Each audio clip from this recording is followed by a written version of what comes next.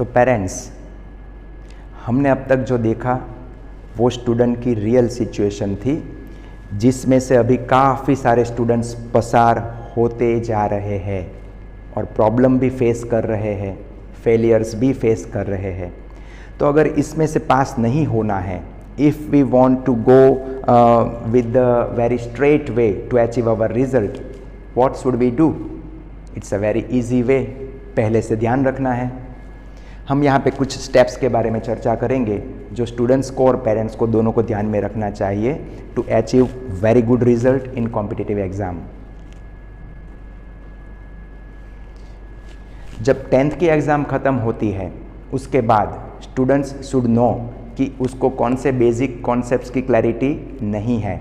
Physics, chemistry, biology, उसके जो basic fundamentals है उसका कॉन्सेप्ट उनका क्लियर होना चाहिए ताकि वो लोग 11th स्टैंडर्ड में अच्छे से कॉप अप कर पाए।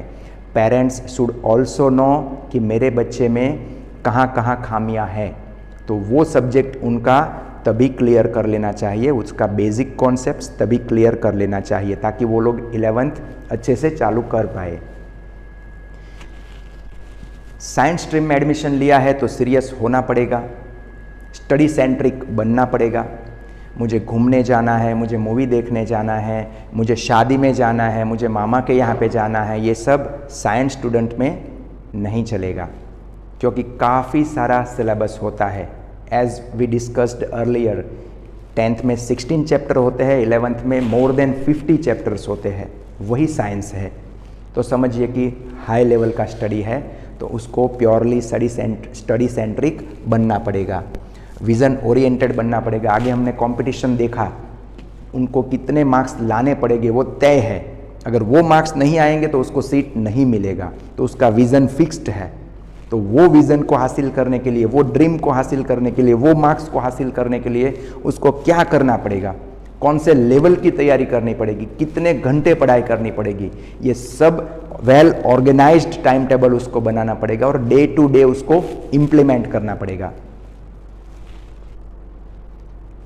हाई लेवल का जो कंपटीशन है उसके बारे में तो हमने जो आगे डिस्कस किया, स्टूडेंट को हर हमेशा अपने माइंड में वो रखना है।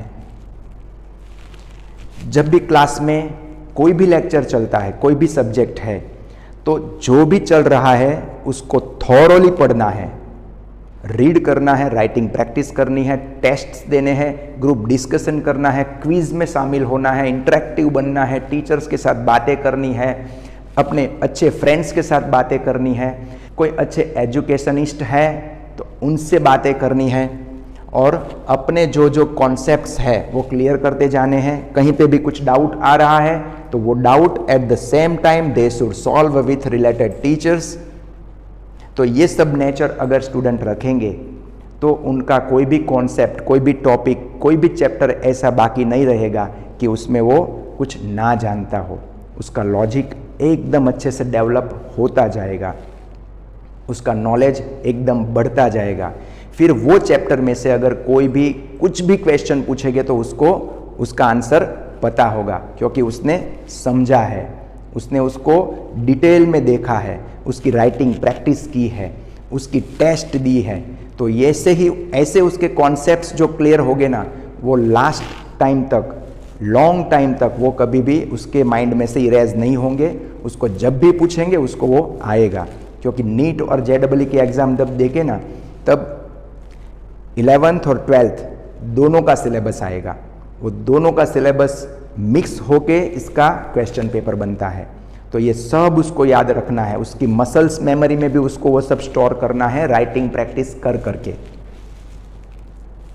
उसको अपना खुद का पर्सनल टाइम टेबल बनाना है, कितने बजे जागना है, कितने बजे शाम को सोना है, कितने बजे खाना है, कितना घंटा सेल्फ स्टडी करना है, कब टेस्ट देना है, वगैरह वगैरह। वीकली टेस्ट्स बहुत ही इम्पोर्टेंट है।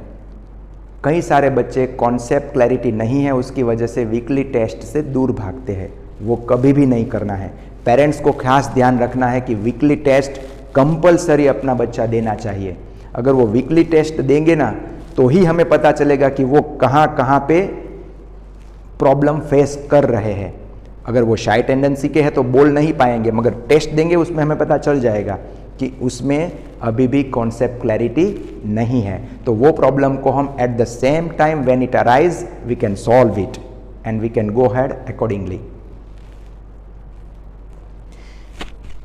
अच्छे से स्लीप लेना वो भी ज़रूरी है। They should take adequate sleep, they should take nutritious food.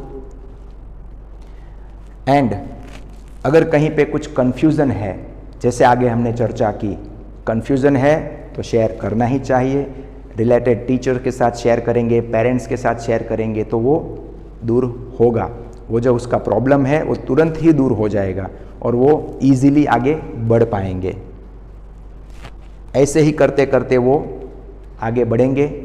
तो उनका जो 100% है उनको देना है, कंफर्ट जोन में से बाहर निकलना है, स्ट्रगल जोन में एंट्री लेनी है और जितना भी पढ़ाया जा रहा है उन सब को ध्यान में रखते हुए सब कॉन्सेप्ट क्लैरिटी अपने माइंड में अच्छे से करनी है, अच्छे से उसको स्टोर करना है, अच्छे से समझना है और आगे बढ़ना है। अभी हम कुछ एग्जाम्पल देखेंगे। 2023 में कौन से ऐसे बच्चे थे जिनके हाईएस्ट मार्क्स आए थे। तो यहाँ पे हम देखते हैं कि प्रभंजन जय करके एक स्टूडेंट था जिन्होंने नीट में 720 में से 720 मार्क्स हासिल किए। बोरा वरुण करके था, उसने भी 720 में से 720 मार्क्स हासिल किए। वो दोनों AIR 1 पे थे।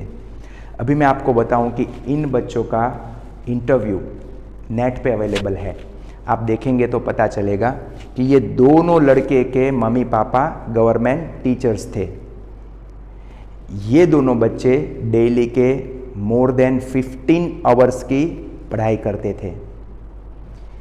वीकली मोर देन 50 टेस्ट्स देते थे अलग अलग सब्जेक्ट्स की।